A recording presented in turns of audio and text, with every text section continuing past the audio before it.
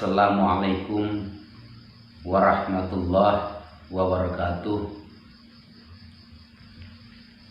Saudara-saudari, sahabat sekalian dimanapun Anda berada, kita mengambil materi kali ini kembali kepada kelanjutan sifat 20, yaitu pembahasan untuk kali ini kita menanjak kepada sifat yang kelima, yaitu sifat qiyamuhu binafsi, berdiri sendiri. Jadi di dalam pembahasan sifat 20, sifat Allah yang wajib kita ketahui dan wajib kita i'tiqadkan bahwasanya Allah Ta'ala itu bersifat qiyamuhu binafsi. Artinya Allah itu berdiri dengan dirinya sendiri. Lalu bagaimana pengertian berdirinya Allah dengan berdiri sendiri? Dalam lanjutan ini dijelaskan situ, a'udzubillahi minasyaitonirrajim. Bismillahirrahmanirrahim. Wa amma qiyamuhu binafsi fa ma'nahu annahu la yaftaqiru illa mahallin ay zatin yaqumu biha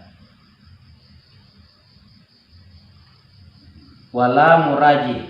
Adapun sifat qiyamuhu binafsi, berdirinya Allah dengan dirinya sendiri, yang wajib kita i'tiqadkan ini, fa maknahu, maka maksud daripada sifat ini, pengertian daripada berdiri sendiri ini, annahu la yaftaqiru illa mahalin, bahwasanya Allah Ta'ala itu tidak memerlukan sesuatu tempat. Artinya zat yaqumu biha, Allah tidak bergantung kepada suatu zat, tidak menempati zat yang lain maksudnya. Wala murajih, dan juga tidak bergantung kepada yang memperkuatnya atau yang menciptakannya. Jadi maksud daripada sifat qiyamuhu binafsi, bahwasanya wajib kita i'tiqadkan Allah Subhanahu wa Ta'ala itu tidak bergantung kepada sesuatu, tidak berdiri kepada zat yang lain, atau tidak memerlukan tempat-tempat yang lain. Jadi Allah tidak di atas langit, tidak di bawah bumi, atau tidak di pihak kanan, kiri, depan dan belakang, tidak di mana-mana, tidak di antara, tidak di bulan, tidak di suatu tempat. Itu pengertian tidak berdiri kemana-mana. Allah tidak memerlukan sesuatu tempat, tidak memerlukan pertolongan dari yang lain Allah. Nah, itu pengertian berdiri dengan dirinya sendiri. Bukan berarti maksud Allah berdiri sendiri itu berdiri kaki di bawah, kepala di atas, bukan. Pengertian berdiri sendiri itu adalah bahwasanya Allah Ta'ala itu terkaya dari segala sesuatu. Maksud terkaya, tidak memerlukan sesuatu, tidak minta tolong kepada sesuatu, tidak menempati sesuatu tempat, tidak bergantung di atas sesuatu, tidak berada di pihak sesuatu. Allah itu ada, wajib kita i'tiqadkan Allah Ta'ala itu ada, tetapi keberadaan Allah itu tidak memerlukan sesuatu tempat. Jadi kalau seperti makhluk itu memerlukan tempat. Bulan duduk di angkasa, langit di atas, segala sesuatu punya tempat. Tetapi Allah tidak bertempat, Allah tidak menempati tempat. Tetapi Allah itu adalah ada. Jadi Allah itu memang wajibal wujud, memang ada yang tidak dapat dibandingkan, tidak dapat dibayangkan keberadaan, tidak seperti adanya makhluk. Karena makhluk itu ada dengan ada yang diadakan. Kalau Allah memang ada, tidak ada siapa yang mengadakannya. Allah memang ada sendiri, berdiri sendiri, tidak diciptakan. Allah tetap ada. Menciptakan dunia ini tidak memerlukan sesuatu alat, tidak memerlukan pertolongan dari yang lain. Jadi sama sekali tidak. Allah itu menciptakan dunia dengan kekuasaan, dengan ilmunya, dengan pengetahuannya, dengan kehendaknya. Maka Allah menciptakan segala apa yang ingin diciptakannya, apa yang dikehendakinya. Allah menciptakan tersebut dengan tanpa meminta tolong kepada sesuatu dan tanpa memakai alat. Kita ada alat, mengerjakan sesuatu memerlukan sesuatu.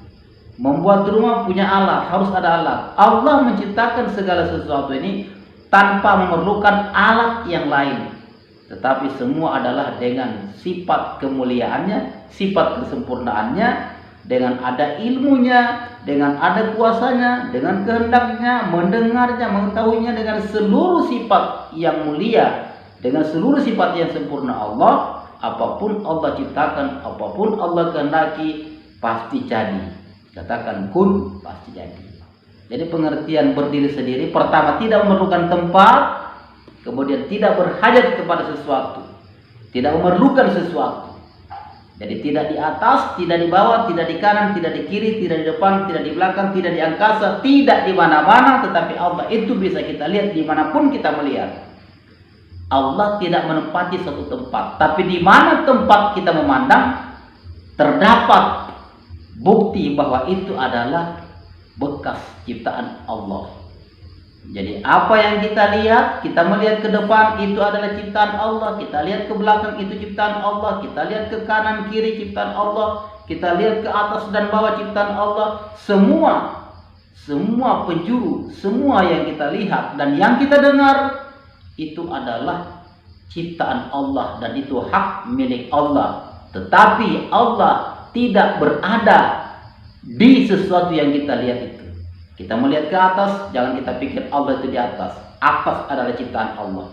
Kita melihat ke bawah, bawah itu adalah ciptaan Allah, tapi Allah bukan di bawah. Kita melihat ke kanan, kanan itu adalah ciptaan Allah, tapi kanan bukan tempatnya Allah. Kita melihat ke kiri, pihak kiri itu adalah ciptaan Allah, tetapi Allah tidak di pihak kiri. Kita melihat ke depan, di depan itu adalah ciptaan Allah, tapi Allah tidak di depan itu. Kita melihat ke belakang, belakang itu adalah ciptaan Allah, tapi Allah bukan di belakang itu. Jadi bagaimana? Wajib kita itikadkan Allah itu ada. Kemana kita melihat, segala yang kita lihat, apapun yang kita lihat, itu bukti adalah hak milik Allah. Dan Allah mengendalikan perubahan apapun yang terjadi kepada sesuatu yang kita lihat dan yang kita dengar. Itu adalah hak kehendak Allah Subhanahu wa ta'ala. Sedang Allah tidak berada di sesuatu yang kita lihat. Itu pengertiannya, bahwa Allah berdiri sendiri. Kemudian pengertian yang kedua, Allah itu tidak memerlukan sesuatu alat ketika menciptakan apa yang dia kehendaki. Dalilnya mana? Di dalam Al-Quran surat Al-Ankabut dijelaskan bahwa innallaha laganiyun 'anil alamin. Allah itu maha kaya daripada segala alam, maha kaya dari seluruh alam. Artinya pengertian kaya di sini tidak memerlukan sesuatu yang ada di alam ini, karena segala alam adalah memang hak milik Allah. Jadi pengertian Allah itu maha kaya, pengertian maha kaya tidak memerlukan lagi kepada sesuatu yang lain, karena segala sesuatu sudah milik Allah.